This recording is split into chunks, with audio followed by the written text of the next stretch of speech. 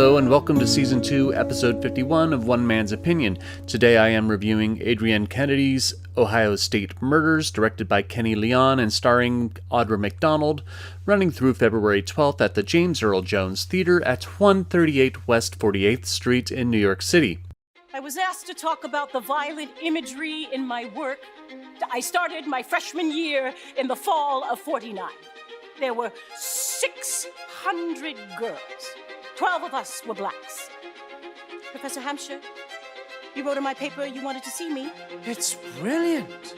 Race was foremost. The net narrows and finally closes. For a long time, nobody knew who the killer was. I'm pregnant. That's not possible. Kathy was gone. I thought I would die. Is it true it was your child that was murdered? Nothing of the story came out in the papers. And that is the main source of the violent imagery in my work.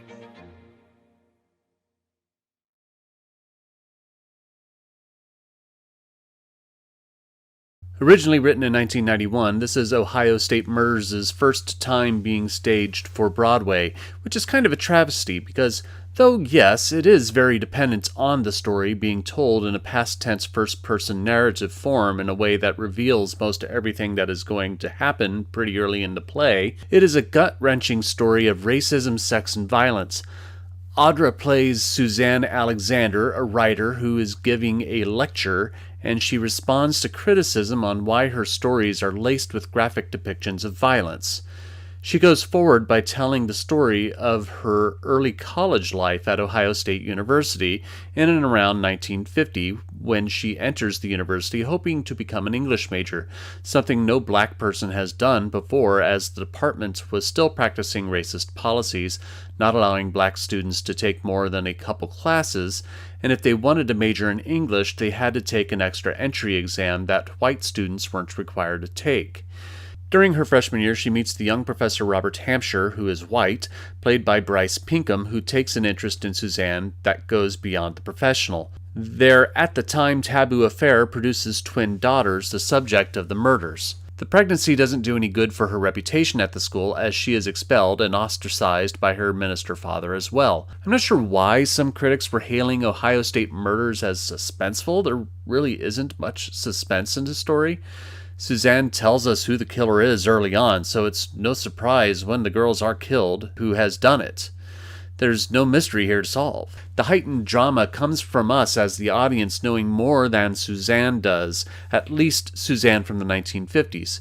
It's just a matter of when, where, and how the murders take place that we are in the dark. Because so much is revealed early on, Ohio State Murders requires an excellent cast and director to keep the tension in constant flux, elevating and releasing drama, contracting again until the horrors that we know happen come true. Thankfully, we have the greatest stage actress of our generation in Audra McDonald leading the way under the deft direction of Kenny Leon. I can't guarantee McDonald will win a 7th Tony with this performance, but she'll definitely get nominated. It'll be a miscarriage of justice if she isn't. From the tremble of her voice and the shake of her hands in the play's opening as the stage-shy Suzanne, frightened to tell the story she is about to tell, to the enraptured gaze she has when she listens to Hampshire read Thomas Hardy's Tess of the D'Urbervilles. Every second on stage counts for her, both big and small. It's a masterclass of acting watching her because every beat on stage she is invested. In a performance where she is on stage nearly every second of the show and carrying about 95% of the dialogue, it would be easy for McDonald to overshadow her supporting cast.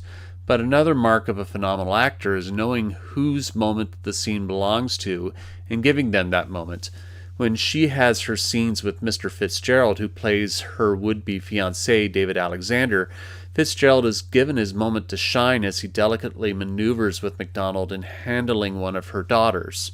Then there's Pinkham's crushing performance as Hampshire, especially in his final scene where he reads one of the stories of King Arthur, which one I can't remember, but it involves Arthur's death and the return of Excalibur to the lake from which it was drawn. The scene is haunting, not just from Pinkham's acting, but Alan Lee Hughes' lighting, which sinks Pinkham's eyes into two black abysses, Beowulf Boritt creates yet another awesome set, though I think he played it a little safe. Still, it was probably the right choice to stick with legal texts with the library shelves that soar into the air and arching to the opposite side of the stage. I think it was probably easier to keep the books looking basic and not get the audience too interested in what books they are.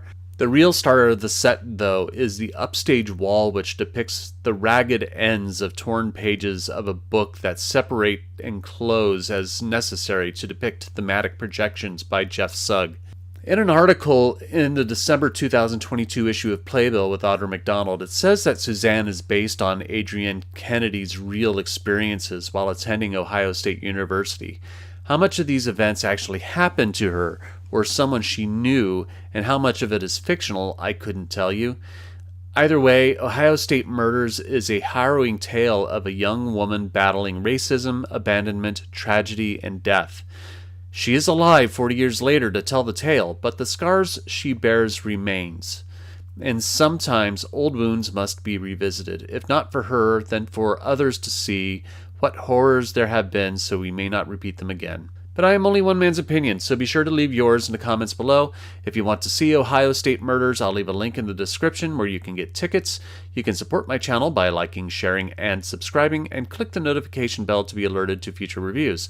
My next review will be the new musical adaptation of Some Like It Hot. Thank you for watching, and I will see you at the theater.